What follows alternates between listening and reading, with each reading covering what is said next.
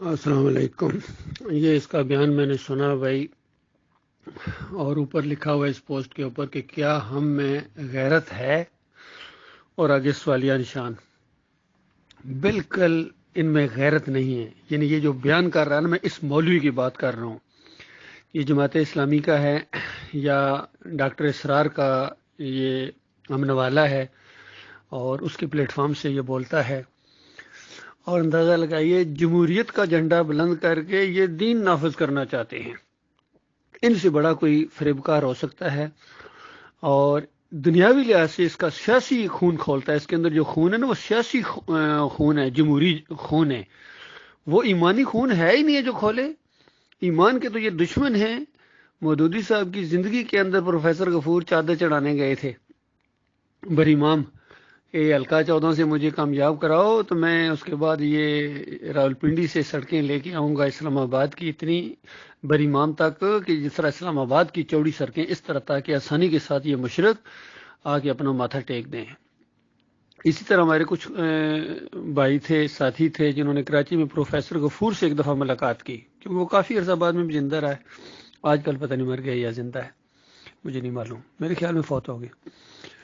تو ان سے جا کے کہا، جماعت اسلامی میں تھے آپ، نائب امیر کی حیثیت سے آپ چادر کیوں چڑھانے گئے؟ تو اس نے کہا میں بریلوی ہوں، میں تو چادر چڑھا سکتا ہوں، اور میرے مسلک کے اندر چادر چڑھانا بالکل جائز ہے۔ اسی طریقے سے اس کے منشور کے اندر یہ لکھا ہوا تھا کہ ہر مسلک کا آدمی ہماری جماعت کے اندر شامل ہو سکتا ہے اور اپنے دین کی تبلیغ کر سکتا ہے۔ یہ ہے جماعت اسلامی۔ شاید ہی اس سے بڑی کوئی شیطانی جماعت اسلام کے نام سے پیدا ہوئی ہو۔ تبلیغی جماعت والے بھی شرک پھیلا رہے ہیں، لیکن یہ جو فریبکار ہیں جماعت اسلامی یا تنظیم اسلامی، ان سے بڑا فریبکار دنیا میں نہیں پیدا ہوا۔ یہ کہ نہیں کہ یہ مگرمچھ کے آنسو ہم متاثر ہونے والے نہیں ہیں، تم سے زیادہ آنسو بہاتا ہے یہ ذاکر، شیعوں کا ذاکر روتا ہے، محبت کے دعوے کرتا ہے اہل بیت کے ساتھ۔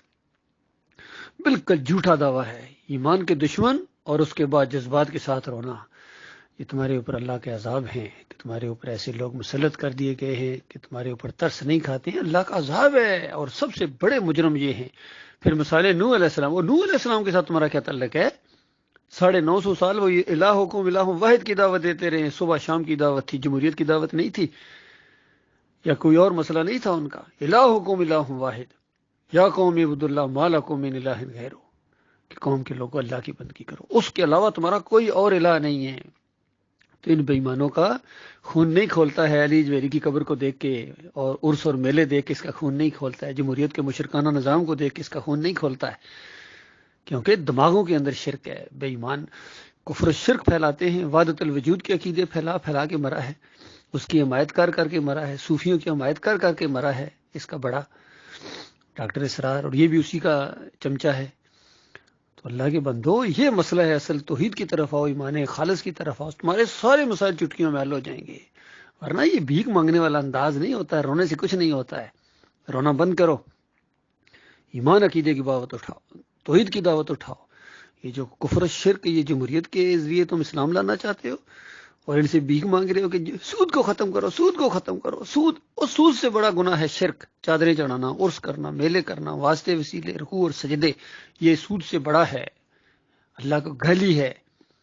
اللہ کو گالی کسی صورت میں جائز نہیں ہے۔ یہ سارے لگے ہوئے ہیں، سارے اسی کفر و شرک کے نظام کو تقویت دے رہے ہیں، چاہے خادم حسین رضوی اسی شرک کو تقویت دے کے مرا ہے، اور حافظ سعید بھی اسی کا ہے، اور یہ مدینہ ریاست بنائے گا عمران خان، کفر و شرک کے ذریعے مدینہ ریاست بن جائے گی۔ جی سارے فریبکار ہیں، فضل الرحمان ہوں، طارق جمیل ہوں، طاہر القادری ہوں، تقی عثمانی ہو، سارے کے سارے کسی کا خون شرک کے اوپر نہیں کھولتا، کسی بڑے لیول کا شرک کے اوپر کسی کا خون نہیں کھولتا، بلکہ شرک کو دیکھ ان کی گبرو جوانوں کی گردنیں جھک جاتی ہیں، چیف جسٹس کی گردن جھک جاتی ہے۔ آرمی چیف اس دن نعرے لگا رہا تھا، آسم یہ حافظ قرآن نعرہ حیدری لگا رہا تھا، اندازہ لگائیے یہ اسلام لائیں گے، یہ پاکستان کے محافظ ہوں گے، پاکستان کو یہاں تک پہنچانے میں ان کا، لیڈروں کا، یہ سیاسی لوگوں کا، مذہبی ٹھیکیداروں کا، فضل الرحمان اور اس کے باپ اور جتنے بھی گزرے ہیں سارے 9 ستاروں کی شکل میں کبھی آتے ہیں، کبھی متحدہ مجلس عمل کی شکل میں آتے ہیں، اور پی ڈی ایم کی شکل میں آ گئے، سارا کھچڑی ہے، کفر و شرک کی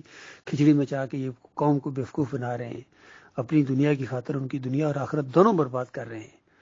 تو اللہ کے بندو یہ مسئلہ ہے، اصلی مسئلہ ہے جس کو سامنے پیش آنا چاہیے، قوم کے سامنے یہ مسئلہ پیش کیا جائے، بالکل بالکل اڑیاں دعوت ہو توحید کی، رد شرک ہو، اور ان کے اکابرین کا پوسٹ مارٹم کیا جائے جنہوں نے کفر شرک پھیلایا، کسی ایک کا چھوٹے بڑے کا لحاظ کیے بغیر، اور کسی پر چوٹ لگے کوئی ناراض ہو، جب تک یہ انداز نہیں اختیار کیا کبھی خیر نہیں آ سکتی، کبھی تبدیلی نہیں آ سکتی ہے۔ اللہ تعالیٰ ہمارے بھائیوں کو جمائے رکھے۔